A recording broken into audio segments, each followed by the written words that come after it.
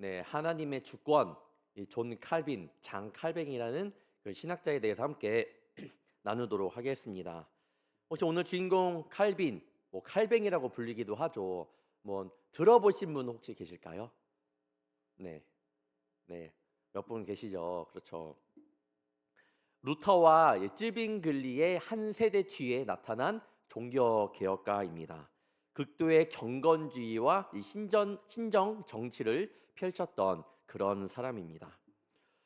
마틴 루터의 종교 개혁의 시작과 동시에 그동안 오래 누적되었던 그런 교회의 문제들이 보이기 시작을 했습니다.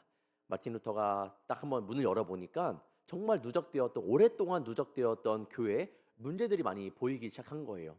천년이라는 시간 동안 카톨릭이 주권을 잡고 있었는데 당연히 뭔가 문제가 있었겠죠. 그러니까 마틴 루터는 이것들을 하나씩 대답하는 거에 일생을 바쳤다고 생각하면 될 것 같은데, 그러다가 이제 프랑스에서 루터 이후 존 칼빈이 등장합니다. 당시에 많은 논쟁들 가운데 당연히 그동안에 있었던 기존의 그 신학적인 문제, 성경의 문제가 있었습니다. 하지만 종교 개혁을 해보니까 신학의 문제만 있었는지 알았는데 신학의 문제만 있었던 것이 아니었습니다. 신학 및 교회 조직적인 문제, 문화, 제도, 경제, 뭐 그런 문제들 또한 막 생겨나게 된 거예요. 그러니까 카톨릭이 얼마나 이 나라 가운데 많이 들어와 있는지 알 수 있었던 거죠. 신학적인 문제라면 신학자들이 해결하면 됩니다. 그렇죠. 그런데 지금 신학적인 문제만 있었던 것이 아니라고 말씀드렸습니다. 그러니까 신학뿐만 아니라 이 목회 전체적인 이 교회를 돌보고 좀 그런 분들이 필요했던 거예요. 나 성경만 알고 있었던 사람, 그런 사람들이 필요한 게 아니라 전체적으로 두루두루 알 수 있는 그런 사람이 필요했습니다. 보통 신학을 잘하면 목회가 떨어지고 목회를 잘하면 신학이 떨어지는 것이 대반수인데, 이 두 가지를 잘 해결할 수 있었던 사람이 존 칼빈, 장 칼뱅이었던 것입니다. 루터와 쯔빙글리가 종교 개혁에 초석을 놓았다라고 한다면, 그로부터 25년 뒤에 태어난 칼빈은요, 개신교의 그 신앙을 총체적이고 체계적으로 구성한 그런 사람이었습니다. 종교개혁의 시작을 루터와 쯔빙글리가 했다라고 하면 그 마무리는 칼빈이 지었다라고 말할 정도로 많은 사람들이 그렇게 알고 있습니다. 즉 다시 한번 말씀드리면, 루터가 로마 교회의 질서에 맞서서 그 전통을 무너뜨렸다면 다시 그 개신교의 신학을 건축 하나씩 다시 차곡차곡 쌓았던 것이 존 칼빈, 장 칼뱅이었던 사람입니다. 어떤 느낌인지 아시겠죠? 하지만 프랑스는 종교 개혁가인 장 칼뱅, 존 칼빈을 배출한 그런 나라이지만 여전히 현재는 카톨릭 국가로 남아 있습니다. 잘 생각해 보면 카톨릭 국가 이 프랑스에서 개신교의 그런 위대한 인물인 칼빈이 배출된 것도 참 신기합니다. 뿐만 아니라 이 사람은 프랑스 사람인데 종교 개혁은 스위스에서 일으켰거든요. 그걸 보면 참 그것도 신기한 일이기도 합니다. 존 칼빈의 삶에 대해 함께 나누도록 하겠습니다. 이 칼빈은 프랑스의 노용이라는 그 작은 마을에서 태어났습니다. 쯔빙글리의 아버지처럼 칼빈의 아버지도 자신의 아들이 변호사가 되기를 바랬습니다. 그래서 아버지의 뜻에 따라 신학 공부를 접고 법과대학에 진학을 하게 되었습니다. 이것이 나중에 칼빈이 신학도 정립하고 교회의 제도와 법도 정리하게 되는 아주 중요한 연결고리가 되었습니다. 신학과 법을 동시에 공부하게 된 것이 훗날 제네바 개혁의 큰 미끄럼이 되었던 겁니다. 하지만 그는 결국 변호사의 길을 포기하고 신학자의 길을 들어서게 됩니다. 1533년쯤 칼빈은 스스로의 표현으로 갑작스러운 회심을 경험했다라고 이야기를 합니다. 그때 경험을 하나님께서 나의 마음을 사로잡으셔서 나는 순종으로 대답을 했다라고 이야기합니다. 마틴 루터, 그다음에 존 웨슬리, 그다음에 우리가 사도 바울도 어떤 회심의 경험이 있잖아요. 근데 이분은 그냥 갑작스러운 회심의 경험이 있다라는 겁니다. 예전에 저는 저도 자연스럽게 모태신앙으로 자라오면서 딱히 어느 순간 하나님을 만나긴 했지만 자연스럽게 저는 하나님 만난 케이스거든요. 그러면 그 수련회 가운데 믿음을 쌓고 쌓아서 이렇게 목사의 길까지 걷게 되었는데, 그래서 회심한 사람들 굉장히 부러워했습니다. 하나님을 완전히 제대로 만나서 확 변한. 하지만 꼭 그것만은 답은 아니다. 천천히 신앙을 쌓으면서 그런 분들도 하나님께서 그 가운데 충만한 은혜를 주신다라는 것을 기억하면 좋을 것 같습니다. 칼빈이 프랑스 사람이지만 스위스로 망명하여 종교개혁을 일으켰다라고 말씀드렸는데, 간단한 서막은 이렇습니다. 칼빈의 친구가 있었습니다. 파리 대학교 총장인 니콜라 콥이 있었는데, 이 취임식 때가 있었던 거예요. 대학교의 취임식 때. 그런데 이제 칼빈이 굉장히 이제 글도 잘 쓰고 하니까 이 연설문을 부탁을 했습니다. 연설문을 부탁을 했으니까 칼빈은 나름대로 썼겠죠. 프랑스 그 파리 대학교 이제 그 총장으로 취임한 연설문이니까 교회가 하나 쓰면서 결국에는 어쩔 수 없이 칼빈의 이 생각이 들어가게 된 거예요. 마틴 루터에 대한 생각, 에라스무스에 대한 이 종교 개혁을 일으켰던 그런 사람들의 종교 개혁의 정신이 묻어난 그런 글을 쓰게 되었습니다. 그러니까 프랑스는 개혁 그 개신교가 아니라 이 카톨릭 세력이 강한 그 나라인 거잖아요. 그런 정신이, 종교 개혁의 정신이 묻어나는 연설문을 들으니까 화가 날까요, 안 날까요? 화가 나죠. 네. 이 카톨릭에 대항하여, 프로테스탄트 대항하여서 이렇게 하나의 개혁 만든 운동이 일으킨 게 종교 개혁인데, 이 운동에 대한 이 그런 생각들이 연설문에 막 나타나는 거예요. 화가 굉장히 났습니다. 그래서 보수적인 카톨릭 신학자들이 콥의 이 연설문에 반발을 하게 됩니다. 그리고 이들을 이단적인 주장으로 간주하게 됩니다. 당연히 니콜라 콥은 도망치게 되고 존 칼빈도 도망치게 되었습니다. 파리를 떠나야 했는데, 이 사건은 칼빈이 종교개혁 운동에 더욱 깊이 관여하는 그런 계기가 되었다라고 합니다. 하나님의 계획은 실수가 있을까요, 없을까요? 없으십니다. 네, 이 모든 것 또한 하나님의 하나의 계획이셨습니다. 결국 망명을 하게 된 거예요. 그래서 도망쳤던 곳이 바로 스위스 바젤이었습니다. 근데 그곳 가운데서 그냥 도망자의 그 신분이었던 거잖아요. 하지만 뭘 했냐? 거기서 책을 쓰게 됩니다. 이 책이 칼빈의 일생을 바꾸는데 그 유명한 기독교 강요라는 책입니다. 이 책은 칼빈의 표현에 의하면 누구든지 종교적 관심을 갖기 시작한 사람들이 진정한 영성을 갖기 위하여 필요한 기본적인 지침들이라고 하였습니다. 그러니까 개신교를 향한 그 문제들을 일목요연하게 잘 정리한 책이기도 합니다. 칼빈은 그 뒤로 이 책을 업그레이드 하는데 거의 자신의 평생을 바쳤다라고 해도 과언이 아닐 정도입니다. 그 칼빈은요, 꼼꼼한 성격이, 내성적이면서도 꼼꼼한 성격이 있었기 때문에 가능했던 일이었는데, 처음에 책을 썼을 때는 두껍진 않았습니다. 하지만 굉장히 오래 24년 동안 책을 계속 쓰거든요. 계속 이제 개정판을 냈는데 1536년에는 총 6장의 라틴어 초판, 이 6장이 뭐 장수로 6장이 아니라 한 챕터를 얘기하는 거겠죠. 6장의 라틴어 초판. 그다음에 1559년에도 똑같이 됐고 1560년에는 프랑스어판으로 각각 최종본으로 또한 이렇게 출간이 되었습니다. 24년 동안 계속 책이 업그레이드 된 겁니다. 그래서 결국 두껍지 않았던 책이 굉장히 방대해졌고, 최종본은 4권으로 되어 있고 6장으로 시작된 그 책이 지금 80장으로 마무리가 되었습니다. 이 책은 가장 명쾌하고 논리적이고 읽기 쉬운 개신교 신학 저서로 종교개혁 시대가 낳은 최고의 저서로 뽑히기도 합니다. 이 책이 쓰여지기 전까지는 존 칼빈은요, 그냥 프랑스의 한 명의 그냥 유명하지 않는 청년이었습니다. 그런데 이 책으로 인하여 한순간에 스타가 됩니다. 굉장한 스타가 돼요. 그러면 이 기독교 강요의 중심 내용을 한번 살펴보아야 하지 않겠습니까? 한번 보겠습니다.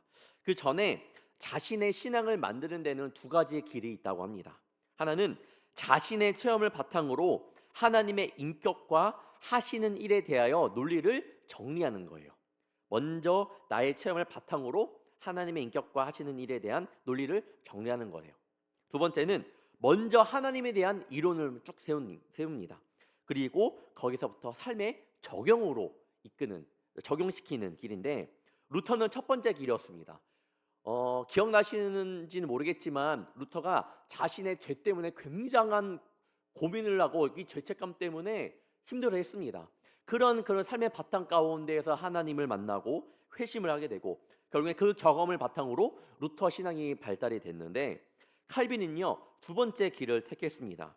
하나님에 대한 논리를 먼저 세웁니다. 거기에 기초하여 죄인들이 실제 삶에서 어떻게 구원을 받을 수 있는지 뽑아낸 거예요. 칼빈 신앙의 시발점은 모든 크리스천들이 그 권위를 존중하는 사도신경입니다. 칼빈은 이 사도신경에는 네 가지 핵심이 있다고 해요. 성부, 성자, 성령, 그리고 교회. 그래서 기독교 강요의 이 전체적인 구성의 이 뼈대를 살펴보면 이런 고백이 있습니다. 나는 성부 하나님과 예수 그리스도와 성령과 거룩한 공회를 믿는다 라고 이렇게 이야기를 하고 있습니다. 또한 칼빈에게 있어서 무엇보다 중요했던 것은 오늘 말씀의 주제인 하나님의 주권입니다. 그 루터는 이신칭이에요. 이신칭이. 오직 의인은 믿음으로 말미암아 살리라. 네, 로마서 말씀이죠. 하지만 칼빈은 하나님의 주권을 이렇게 강조했습니다. 오늘 말씀처럼 뜻이 하늘에서 이루어진 것 같이 땅에서도 이루어지이다. 하나님의 주권을 강조한 이 칼빈이라는 것을 꼭 일단은 머릿속에 기억하고 가면 좋을 것 같습니다. 칼빈의 신학은 우리가 용서받는 것 포함하여서 모든 방면에서 하나님의 뜻이 절대적으로 이루어진다라는 그런 신학의 확신이 있었습니다. 하나님은 역사의 주관자임을 말하면서 그렇기에 이 세상 어떤 것에도 하나님이 개입되지 않는 것은 없다라고 이렇게 하나님의 주권을 굉장히 높여 이야기하고 있습니다. 하나님의 절대 주권을 이야기하다 보니 여기에서 칼빈의 예정론이 나옵니다. 뭡니까? 예정론 한번 들어보셨을 건데, 어떤 이들은 구원받기 위해 선택됐지만 어떤 이들은 멸망을 받기 위해 선택되었다라고 이렇게 하는 신학입니다. 에베소서 1장 4절에서 5절입니다. 곧 창세전에 그리스도 안에서 우리를 택하사 우리로 사랑 안에서 그 앞에 거룩하고 흠이 없게 하시려고 그 기쁘신 뜻대로 우리를 예정하사 예수 그리스도로 말미암아 자기의 아들들이 되게 하셨으니, 예수님의 그 구원의 은혜가 모든 사람을 위한 것이 아니라 구원받기로 선택된 사람들을 위한 것이라는 것이 바로 예정론입니다. 그럼 이건 어떻게 설명할 수 있을까? 칼빈은요 하나님의 주권으로 설명을 합니다. 하나님의 선택은 인간의 힘으로 이해할 수 없기 때문에 이해하려고 해서도 안 된다라고 이야기를 합니다. 왜냐하면 하나님과 인간 사이에는 엄청난 그런 차이가 있기 때문에 인간의 선택이 자신들의 정해진 운명을 바꿀 수 없다라는 것이 예정론의 그런 내용입니다. 즉 어떤 이들은 마치 성자처럼 살아요. 거룩한 백성처럼 살아갑니다. 교회도 다니고 쾌락을 추구하지도 않고 불쌍한 자들도 돕고 기도도 열심히 하고 성만찬과 예배의식에 잘 참여하고, 그러나 나중에 가보면 예정론에 의하면 그는 하나님이 멸망받기로 예정한 사람일 수 있다라는 거예요. 반면에 어떤 사람은 악마처럼 사는 것 같아 보입니다. 쾌락을 추구하고 기도하지도 않고 욕심과 정욕에 사로잡혀 있고 교회를 싫어하고, 그러나 죽음 직전에 하나님을 믿고 천국에 가기로 예정되었을 수도 있습니다. 이 모든 것은 하나님의 뜻, 하나님의 손에 달려있다고 믿는 것이 바로 그 예정론입니다. 칼빈은 하나님이 구원하기로 한 예정한 사람들을 택자라고 합니다. 택자란 그리스도에 의해 구원받은 이들이며, 그리고 하나님만이 정확히 누가 택자이고 아닌지를 아신다라는 겁니다. 사실 예정론은 칼빈만의 그런 신앙이 아니었습니다. 오래전에 어거스틴도 이 주창을 했고 루터와 많은 종교개혁가들도 이것을 믿었습니다. 하나님의 주권을 믿다 보니 이렇게 생각을 하게 되었습니다. 그러나 칼빈은 예정론을 굉장히 절대시했고 아주 강하게 주장했기 때문에 이것을 칼빈주의와 동일하게 연결시키고 있습니다. 지금도 똑같습니다. 이어서 칼빈이 주장한 것에 대해 보면 성령에 관하여 주장한 것이 있습니다. 많은 이들이 칼빈하면 예정론만 생각하지만 사실 성령에 관해서도 굉장히 많이 강조하고 있습니다. 칼빈은 이 그리스도의 그 은혜가 택자들 안에 계시는 성령의 신비로운 역사로 인해 열매를 맺는다라고 말하고 있습니다. 즉, 택자가 택함을 받은 사람이 어떻게 해서 내가 택함을 받은 사람이라는 것을 알 수 있을까요? 칼빈이 말하는 것은 그 안에 성령의 역사가 있었기 때문에 그래서 믿음이 생겨서 난 택함을 받은 사람이구나 이것을 알 수 있다라는 겁니다. 즉, 이 믿음은 성령에 의해서 깨닫게 되고 심장에 각인되는 겁니다. 믿음은 지성으로 깨닫는 것임과 동시에 성령이 주시는 마음으로 자신의 구원을 그런 확신하는 것이라고 말하고 있습니다. 또한 칼빈의 교회론에 대해서 한번 살펴보면 칼빈은요, 보이는 교회, 보이지 않는 교회를 이렇게 나누어 설명합니다. 보이는 교회는 진짜 세상 모든 사람의 눈에 보이는 그런 조직적인 교회인 거죠. 그러면 우리가 눈에 보이는 교회 가운데에는 칼빈이 말하는 것을 좀 기초로 삼으면 택함을 받은 사람과 택함을 받지 못한 사람들이 공존하는 곳이라고 볼 수 있다라는 거예요. 이해하셨죠? 그러니까 보이지 않는 교회와 보이는 교회가 있는데 보이는 교회는 지금 일반적인 교회, 근데 그 교회 안에는 택자가 있고 택자 아닌 사람들이 있다라는 겁니다. 자, 그러면 택함을 받은 자들로만 구성된 그 교회가 진짜 교회 아닌가? 그렇죠. 진짜 하나님께서 택한 사람들만이 모여 있는 곳이 진짜 교회 아니겠어요? 그래서 그것을 바로 보이지 않는 교회라고 말을 하는데, 그러나 우리가 세상에서 택함을 받은 자녀와 그렇지 못한 자를 분별하는 것은 어렵습니다. 이 지금 우리 불교교 안에서도 여기는 택함을 받았고 어디는 택함을 받지 않았고 이거를 구분하지 못하잖아요. 우리가 죽기까지는 절대로 그런 일을 우리가 할 수가 없습니다. 그것은 마지막 때에나 가능한 일이겠죠. 칼빈은 우리는 어쩔 수 없이 인간적인 기준으로 보이는, 그래서 교회의 영성을 높여가야 된다. 우리가 보이는 교회 가운데에 이렇게, 그러니까 진짜 교회는 택함을 받은 사람들만이 모여 있는 교회인데 지금 눈에 보이는 교회는 그렇지 못하지 않느냐. 그러니까 이 교회의 영성을 높여가야 된다라고 주장을 하고 있다라는 거예요. 그래서 누가 구원받았는지를 가늠할 세 가지 기준을 제시합니다. 2개의 성례, 세례와 성만찬에 참여하는 사람, 도덕적인 생활이 가능한 사람, 하는 사람들, 그리고 공적으로 신앙 고백을 하는 사람. 이 3개만 확실하면 일단 이 교회 안에서, 보이는 교회 안에서 택자로서의 그런 역할을 감당하고 있다라는 겁니다. 하지만 우리의 주관적이고 개인적인 영성이 아무리 뛰어난다 하더라도 더 중요한 것은 그래도 하나님의 객관적인 선택이라는 것을 꼭 이야기하고 있습니다. 그러면 우리의 영성을 아무리 쌓아도 결국에는 하나님의 선택이 중요하다라고밖에 이야기할 수 없는 거예요. 하나님의 주권을 결국에는 다시 한번 절대시하는 칼빈의 모습이 있습니다. 당연히 예정론으로 시작된 신앙의 모습 가운데 문제가 있겠죠. 여러분, 우리 성도님들 들으면서 문제가 있구나라고 생각하겠죠. 사실 이 예정론 때문에요, 지금도 굉장히 신학적으로 부딪힙니다. 저는 장로교회를 다녀봤거든요. 저는 없어요. 그러니까 그 관심이 많은 분들은 조금 있겠지만 사실 교회는 교회예요. 하나님께 세우신 교회는 똑같습니다. 근데 하지만 지금도 깊게 들어가다 보면 그 신학적인 그런 것들이 부딪힙니다. 예전에 그래서 홀리 컴뱃이라는 것을 제가 봤었는데 예정론에 대해서 이 감신과 총신 이 교수님들이 배틀을 서로 싸우는, 토론하는 것도 봤거든요. 굉장히 재밌습니다. 이거는 뭐 답이 없습니다. 하나님만이 아시겠죠.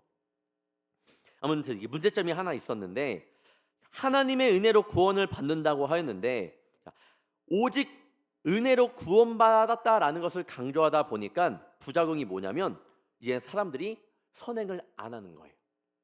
왜요? 어차피 나는 선행을 한다 해도 구원을 못 받을 수 있고 선행을 안 한다 해도 구원을 받을 수 있기 때문에 선행이라는 것이 뭐가 중요하냐. 어차피 나는 뭐 가면 가고 안 가면 안 갈 사람인데, 그러니까 이 결과에만 치중한다라는 거죠. 이게 문제가 되었습니다. 결국 행위로 구원을, 이 카톨릭은요 행위를 굉장히 중요시해요. 그래서 행위로 구원받는다라는 카톨릭보다 더 선행을 하지 않는 결과가 일어나게 되었습니다. 칼빈은 이것을 보고 신학의 오용, 잘못된 거다, 잘못된 사용이다라고 이야기를 합니다. 그건 아니야라고 이야기를 해요. 그러면서 그럼 어떻게 설명을 하느냐? 칼빈은요 도덕적인 생활을 굉장히 강요합니다. 도덕적인 생활이 구원받기 위한 수단은 아니지만 그래도 구원받았다라는 사실을 보여줌에 있어서 도덕적인 생활을 중요하다라는 거예요. 이것이 중요합니다. 이 점에 있어서 칼빈은 루터보다 그래서 삶 가운데 훨씬 더 엄격했습니다. 믿음의 결과는 하나님의 나라를 이 땅 가운데 실현하기 위한 적극적인 노력이어야 한다고 주장했습니다. 물론 행위로 의롭다함을 받는 것은 절대로 아닙니다.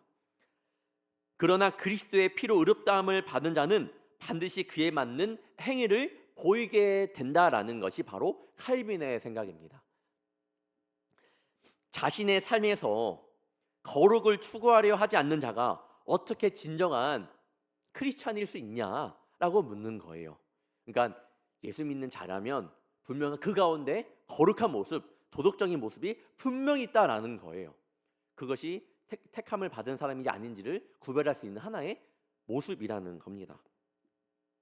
그래서 이 도덕적인 삶이 이 칼빈의 핵심 사상 중에도 들어가 있습니다. 구원받은 우리가 하나님의 은혜만큼 중요하게 여길 것이 이렇게 변해가는 성화의 과정임을 이야기하고 있습니다.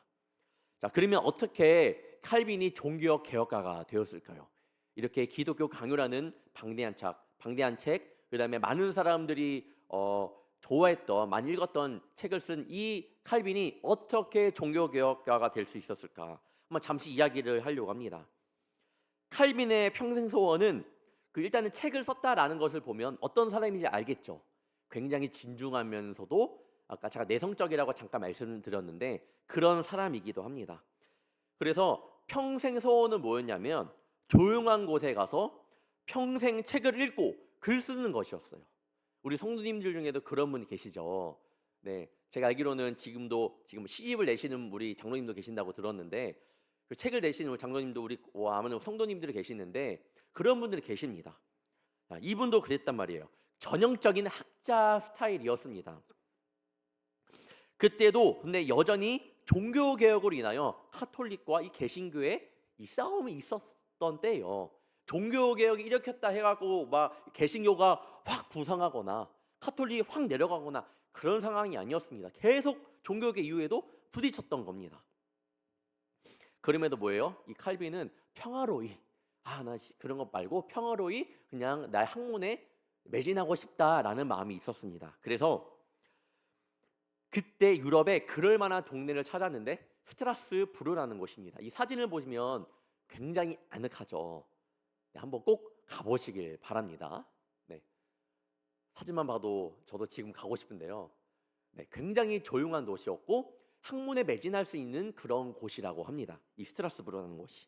그래서 여기를 가고자 하는데 이 가는 길 도중에 하룻밤 묵어가기 위해 스위스 제네바에서 하룻밤 묵게 됩니다. 그런데 이 제네바에서 묵게 된 이 하루가 이 칼빈의 인생을 송두리째 또한 바꾸게 되었습니다.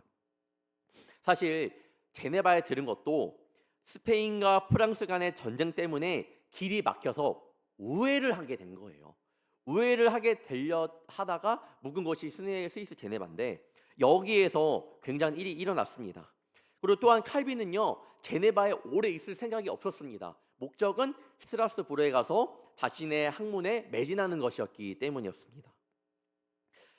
그런데 그때 개신교 혁명이 불같이 일어났던 곳이 바로 제네바였거든요. 다른 곳은 모르지만 제네바는 개신교의 그런 영향들이 굉장히 많았던 곳이었어요. 그 기욤 윌리엄 파렐이라는 사람이 4년 동안의 활동으로 카톨릭을 완전히 제압해버린 곳이 바로 제네바였습니다. 개신교는 최고.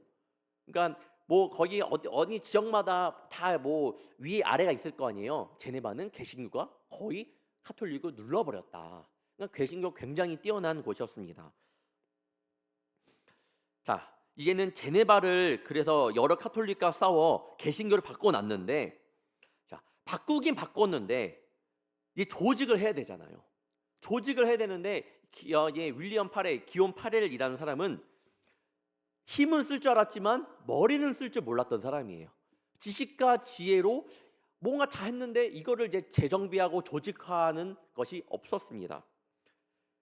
신앙과 열정에 비해 지성과 학문이 굉장히 약했던 사람이었습니다.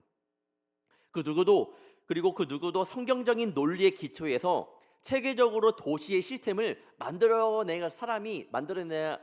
하는 사람이 없었던 거예요. 파렐과 그의 추종자들이 도시를 장악하고 있었지만 실제 개혁을 지도할 사람이 없었는데, 그때 제네바로 온 칼빈의 소식을 기욤 파렐이 듣고 맙니다. 여러분이라면 어떻게 하시겠습니까? 그 유명한 기독교 강요를 쓴 사람, 신학적뿐만 아니라 지성적으로 굉장히 높은 그 지식을 갖고 있는, 당연히 그에게 가겠죠. 그래서 칼빈이 묵고 있던 그 여관을 습격을 합니다. 마침내 둘을 만났습니다. 그래서 이 기욤 파렐이 제네바의 그 사정을 얘기하면서 당신의 도움을 필요한다고 천천히 이야기를 했겠죠. 도와주세요라고 얘기했는데, 칼빈보다 15살이나 연상인 파렐에 대하여 예의로 저는 뭐 완전히 형이잖아요. 그러니까 저는 괜찮습니다, 저는 아닙니다라고 이렇게 계속 거절을 했습니다. 그러니까 어떻게 해요? 지금 기욤 파렐은 원래 어떤 사람이에요? 도시를 장악할 만큼 굉장히 불같은 그 열정이 있는 사람인데, 자꾸만 지금 뭔가 바꿔야 되는 건데 바꿔야 될 사람은 칼빈인데 칼빈이 자꾸만 막는 거예요. 화가 날까 안 날까요? 화가 굉장히 나죠. 이렇게 말을 했다고 합니다. 협박과 저주를 퍼부었다고 해요. 당신은 자기 생각만 하는군. 당신이 만일 주님의 일을 돕지 않는다면 주님의 일이 아닌 자기 일만 하려는 당신과 당신의 학문을 주께서 저주하실 것이요 라고 그냥 막 퍼붓습니다. 처음에는 조심히 말하다가 말 안 들으니까 그 성격이 나타난 거죠. 나중에 칼빈은 시편 주석에서 당시 영안에서 겪은 충격적인 경험을 이렇게 말합니다. 이제는 칼빈 쪽에서 이야기를 하는 거예요. 기욤 파렐이 나를 조언이나 권고가 아니라 무서운 저주로 제네바에 억류했다. 마치 하나님이 나를 사로잡기 위해서 하늘로부터 손을 뻗어 내 위에 얹은 것 같았다. 무서웠겠죠. 네, 굉장히 무서웠겠죠. 칼빈은 내성적인 성격의 사람이었지만 그렇게 기욤 파렐이 협박과 저주하니까 굉장히 무서웠습니다. 어찌 보면 무식한 협박일지 모르겠지만 하나님은요, 때로 희한한 방법으로 사람을 감동시키기도 합니다. 충격을 받은 칼빈은 제네바에 머물기로 했습니다. 칼빈에게 종교개혁에 관한 연구를 부탁하게 되었고, 칼빈은 그 해답을 알았기 때문에 그들 도와서 제네바를 개혁하고자 했습니다. 칼빈은 제도를 바꾸는 것에 대한 늘 고민이 있었는데 1537년에 교회 행정에 관한 조례를 이 제네바 시의회에 제출을 하게 된 거예요. 도와달라고 했으니까 시의회에 이 교회 행정에 관한 조례를 딱 냈는데 이거였습니다. 내용은 성만찬을 매달 시행한다. 칼빈이 만든 교리 문답을 채택한다. 시민들은 파렐이 작성한 신조를 강제로 따라야 한다. 당시 파렐이 굉장히 그 개신교의 힘을 얻고 많이 개신교화 시켰지만 고개는 끄덕였지만 마음은 카톨릭이었던 사람이 있었을 거 아니에요. 이들이 자꾸만 변화되는 이 모습을 보면서 굉장히 반기를 듭니다. 칼빈의 개신교적인 예배 방식, 신앙 고백, 성경 공부 등을 인정하지 못해서 결국에는 시의회도 반대를 합니다. 너무한 거 아니야 이거? 라고 반대를 함으로써 결국에는 칼빈은요 추방당해요. 칼빈 입장에서는 열심히 하려고 했지만 추방당해서 아쉽겠지만, 그래도 칼빈의 첫 번째 목적은 어디예요? 스트라스부르로 가는 곳이었어요. 가다가 잡힌 곳이었잖아요. 그러니까 어차피 갈 곳이 있으니까 다시 갑니다. 스트라스부르에 가서 거기서 굉장히 목회를 열심히 하게 돼요. 여기 또 이야기가 있지만 여기는 패스하도록 하겠습니다. 그래서 프랑스를 떠나온 그 개신교들을 상대로 계속적인 목회를 하다가, 근데 하나님께서는요 쓰시고자 하는 사람을 계속 쓰신다라는 것을 기억하기를 바랍니다. 우리 성도님들은요, 떠날래야 떠날 수가 없습니다. 아셨죠? 오늘 1년 했으니까 석장 그만둬야지. 아니요. 언젠가 또 쓰임을 받습니다. 그러니까요, 계실 때에 우리 충분히 충성을 다하는 성도님 되시길 바랍니다. 칼빈도 하나님께서 그냥 내버려 두시지 않으셨어요. 가, 그래, 고생했다, 이 정도면 됐다라고 하지 않으시고 다시 쓰시는데, 제바 시애가 칼빈을 쫓아냈잖아요. 그러면 자신들이 또 해야 되는 건데 뭔가 안 되는 거예요. 부족한 거예요. 부족함을 안 거예요. 떠나가니까 그때 문제를 안 겁니다. 뿐만 아니라 3년 뒤에 칼빈을 지지하는 이 친구들이 있었는데 제네바를 시위회를 장악하게 됩니다. 그러다 보니까 제네바 시위회는 많이 무너졌지. 이들이 요청하지. 결국에는 이들이 다시 칼빈을 돌아와 달라고 이야기를 합니다. 그래서 다시 와서 개혁을 시작하게 됩니다. 당연히 시의회가 받아들인 교회 헌법은 칼빈의 생각들을 먼저 실천에 옮기는 것이었습니다. 칼빈은요, 12명의 평신도 장로들과 목사들이 당회를 구성하게 되었습니다. 당회는 교회뿐 아니라 도시 전체의 도덕적인 이 감독 역할을 했습니다. 그래서 당회가 엄격히 처벌했던 죄로는 공적 예배 불참하면 굉장한 죄라고 여겼고요. 음주, 간음, 도박, 그리고 춤추는 것까지 포함되어 있었습니다. 칼빈은 아까 도덕적인 생활을 엄격히 한다고 했잖아요. 당연히 제네바에 오자마자 이런 것들을 시행을 하게 된다는 거죠. 개신계의 모습은 굉장히 은혜받은 자로서 엄격한 생활을 해야 했었습니다. 당연히 교회가 시민들의 생활을 너무나도 억압하게 되니까 시정부도 이 정도까지야? 이 정도까지는 몰랐는데 굉장히 놀랐겠죠. 하긴 하는데 너무나도 심한 거예요. 그래서 반발을 했습니다. 시민들도 반발을 했지만 칼빈은 한번 실패하고 돌아온 거잖아요. 오히려 굳은 의지가 있었기 때문에 절대 여기서 물러서지 않았습니다. 또한 프랑스에서 계속 몰려드는 개신교 피난민들이 있었는데 이 칼빈의 힘을 계속 옆에서 지지해 주었습니다. 결국 칼빈의 예배 개혁, 교회 리더십 체계의 근간을 세우게 되었고 경제, 정치 개혁, 사회 구제 정책까지 바꾸어 버렸습니다. 그리고 교육 개혁에 대해서 굉장히 열정을 냈는데 제네바 아카데미라는 이 학교를 세우게 되었습니다. 고대 이스라엘에서는 남자 아이들만 교육을 받을 수 있었지만 칼빈이 세운 학교에서는 여자 아이들도 교육을 받을 수 있게 되었습니다. 종교개혁으로 더 많은 사람들이 글을 읽을 수 있었고 배울 수 있게 되었고 모든 민중이 처음으로 문맹을 타파한 곳이 스코틀랜드를 비롯한 몇몇 독일의 개신교 지역이었다라는 사실은 놀랄 일이 아니에요. 굉장히 많은 이들이 교육을 받게 이 종교개혁가들이 그렇게 열심히 노력을 했다는 겁니다. 그러다 보니까 어떻게 해요? 유럽 전역에서 박해를 피해 이쪽으로 몰려옵니다. 그래서 제네바로 유학을 와서 여기서 공부를 하면서 또한 칼빈의 그 신학을 이제는 받아들입니다. 그 다음에는 제네바의 그 아카데미에서 공부를 하다 보니까 엄격한 그런 훈련이 되어 있었을 거 아니에요. 그 학교에서 공부하려면 당연히 엄격하고 신앙뿐만 아니라 도덕적인 생활도 잘해야 되고 그런 모습이 있었기 때문에 이들은 그런 것들로 가지고 다시 자신의 나라로 가서 그 많은 나라를 일으키는 역할을 하게 됩니다. 이 중추적인 역할을 했던 것이 바로 이 제네바 아카데미였던 곳이에요. 그래서 많은 유럽 전역에 흩어져서 대학들을 세우게 되고 칼빈주의는 유럽 전역으로 이렇게 퍼지게 되었던 거예요. 칼빈이 남긴 도전이 있습니다. 칼빈은 참으로 겸손하고 모든 영광을 하나님께 돌리는 그런 사람이었습니다. 몸이 약했습니다. 처음에 몸이 약했어요. 13가지의 병을 앓고 있었다라고 합니다. 움직이는 병동이라고 불릴 정도로 건강이 좋지 않았지만 그는요, 임종할 때까지 최선을 다해 주님의 일을 잘 감당하였습니다. 그는 항상 주님께서 다시 오실 때에 내가 게으름 피우고 있는 것을 보시면 어떻게 합니까? 라고 말하면서 1분 1초를 아꼈다고 이렇게 이야기를 합니다. 병이 깊어졌을 때는 들것에 실려 교회당으로 가서 강단에 앉아서 설교했다고 할 정도로 그야말로 주님을 위한 헌신이 대단했습니다. 55세이던 그때에 마지막 설교를 하다가 쓰러졌고 병석에서도 집필을 계속하여 여호수아 주석을 완성한 뒤에 숨을 거두었습니다. 살아 있을 때 제네바에서 굉장한 명망이 높았던 사람이었습니다. 실질적으로 굉장한 많은 것을 가져다 주었다고 해요. 지금 스위스라고 하면 저도 제네바는 가보지 못했지만 사진을 보니까 굉장히 아름다워요. 그런데 예전에 그 자료를 찾아보니까 이 스위스가 굉장히 못 사는 나라였어요.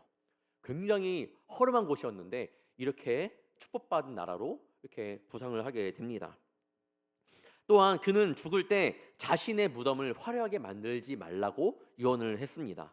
그래서 평범하게 만들어 칼빈의 무덤이 어디인지도 아무도 몰랐는데, 그러다가 100여 년 전에 한 학자의 집요한 추적으로 인해서 마침내 발견했는데, 그 인물의 위대함을 생각해 볼 때 정말 초라한 무덤이었습니다. 한번 사진을 보면 굉장한 그 명망이 높았던 사람에 비해서 무덤이 초라해 보이죠. 그 무덤이 있다고 합니다. 칼빈도 인간이기 때문에 당연히 실수가 있었습니다. 지금까지도 이 이야기에 대해서 많이 이야기를 하고 있습니다. 어떤 이야기냐? 제네바에서 전성기를 펼치고 있을 때 칼빈을 반대하는 사람이 나타났습니다. 칼빈의 예정론을 비판한 의사 볼색이 있었는데 이 사람을 추방시킵니다. 예수님의 사랑으로 나갔던 자였지만 자신의 예정론에 비판하니까 의사 볼색을 제네바에서 추방시키는 일이 있었고요. 삼위일체를 부정한 스페인 의사 세르베투스라는 사람이 있었는데 이 사람을 화형시킵니다. 지금도 이 이야기가 계속 들어오고, 왜 그렇게 했냐라고 이야기를 하고 있지만, 저도 말씀을 보면서 그다음에 공부를 하면서 왜 그렇게까지 했을까, 이렇게 위대했던 사람이, 결론은 하나예요. 아무리 하나님의 위대한 일을 했던 사람이라도 우리는 주님이 보시기에 연약한 사람이라는 겁니다. 저 또한 목사이지만 연약한 사람이고요. 여기 장로님들, 권사님들 다 계시지만 우리가 이렇게 신앙생활을 오랫동안 하였지만 우리는 연약하잖아요. 주님이 보시기에는 우리의 연약함은 말할 수가 없습니다. 늘 겸손해야 된다라는 거예요. 이 칼빈도 그런 시점에 보았을 때 좀 이해는 됩니다. 연약하구나. 아무리 그래도 연약한 사람이었구나. 하지만 루터와 찌빙글리가 시작한 종교개혁 신앙을 완성시켰으며 무엇보다도 삶의 모든 영역에 하나님의 절대 주권, 절대 통치가 임해야 한다고 믿었습니다. 종교개혁의 축복이 단순히 교회 안에만 머무르는 것이 아니라 정치, 경제, 교육, 복지 등 모든 영역에 흘러들어가 건강한 신앙이 건강한 국가를 만들 수 있다라는 비전을 제네바에 펼쳤던 사람이 바로 이 칼빈이었습니다. 지금 보시는 것은 제네바 이 바스티온 공원의 종교개혁 기념비의 그 부조입니다. 혹시 이거 보신 분 계시죠? 이거는 아마 그 해외에 대한 스위스에 관심이 많으신 분은 꼭 보았을 건데, 자, 왼쪽부터 보시면, 자, 종교개혁을 처음 시작한 기욤 파렐, 그 개신교 카톨릭에 맞서서 개신교를 부흥시켰다고 했죠. 기욤 파렐. 그 다음에 그 옆에 있는 사람 존 칼빈. 그 다음에 다음은 칼빈의 후계자인 테오도르 베자라는 사람이고요. 그 다음에 옆에는 스코틀랜드의 장로교회의 씨앗을 뿌린 존 낙스라는 그런 사람입니다. 자, 칼빈 탄생 400주년이던 1909년에부터 제작이 들어가 1917년에 이 기념비가 완성이 되었습니다. 결국에는 이 칼빈의 이러한 가르침은요, 정말로 영국 국교에 저항하고 신대륙 미국으로 건너간 청교도들에게도 지대한 영향을 미치게 됨으로써 정말 이 칼빈주의, 결국에는 이 칼빈주의가 지금의 장로교회라고 쉽게 보면 될 것 같습니다. 그래서 지금은 우리 한국에도 장로교회도 있고 외국에도 여러 나라의 장로교회 있듯이 굉장히 많은 그 신학적인 모습들이 영향을 미치게 되었습니다. 사랑하는 성도 여러분, 개신교회가 종교개혁의 본질과 정신을 잊지 말아야 한다는 대표적인 구호가 있습니다. 교회가 종교개혁의 본질과 정신을 잊지 말아야 된다는 구호가 바로 이겁니다. 함께 읽어보겠습니다. 시작. 개혁된 교회는 항상 개혁되어야 한다. 이 문구는 종교개혁의 정신을 강조하며 교회가 이미 저희는 개혁된 교회예요. 개신교. 프로테스탄트 이렇게 저항해서 개혁이 된 교회잖아요. 하지만 하나님의 말씀을 따라 끊임없이 자기 점검과 갱신을 통해 더 우리는 개혁되었다 하더라도 그 하나님의 말씀을 가지고 더 개혁되어야 된다라는 그 정신이 우리 개신교회에는 있습니다. 그러니까 우리는 계속 멈추면 안 돼요. 이곳이 좋사오니라고 생각하면 안 되고 계속적으로 우리 신앙을 위해서, 교회를 위해서 기도하며 나아가야 합니다. 종교개혁은 단지 500년 전에 역사적으로 종결된 사건이 아닙니다. 지금도 여전히 현재 진행 중인 과정으로 교회는 계속해서 스스로를 성찰하고 개혁해 나가야 합니다. 그리고 그 기준과 본질은 권력과 부에 빠졌던 이 중세교회가 자신의 잘못을 성경의 기준으로 바로 잡으려고 했던 것처럼 지금도 모든 교회 기준, 하나님의 기준은 어디예요? 주의 말씀을 내 마음에 두음으로써 시작이 된다라는 걸 꼭 기억하기를 바랍니다. 그리고 성경으로 돌아감으로써 우리가 다시 한번 그 개혁을 해야 된다라는 거예요. 2025년 주의 말씀을 내 마음에 두었나이다.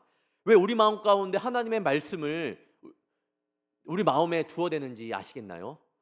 우리는 계속 개혁되어져야 하기 때문입니다. 아직까지도 깨어지지 않는 부분이 있을 거예요.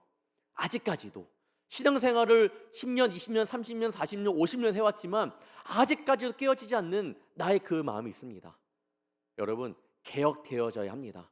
그 개혁되어진 마음이 우리 사랑하는 자녀들에게 전해지고 이 마음들이 모아져서 우리 불꽃교회가 또 하나님께서 보시기에 칭찬받을 만한 교회로 성장할 줄 믿습니다. 바라옵기는 2025년 주의 말씀을 잘 묵상하여 하나님께서 보시기에 칭찬받을 만한 자녀로 더욱더 나아가기를 바랍니다. 우리 불꽃교회가 더욱더 하나님께 칭찬받는 교회가 되기를 위해서 늘 열심히 교회를 위해 기도하시길 바랍니다. 개혁된 교회는 항상 개혁되어야 합니다. 그리고 우리 마음도 계속 개혁되어져야 합니다. 기도하겠습니다.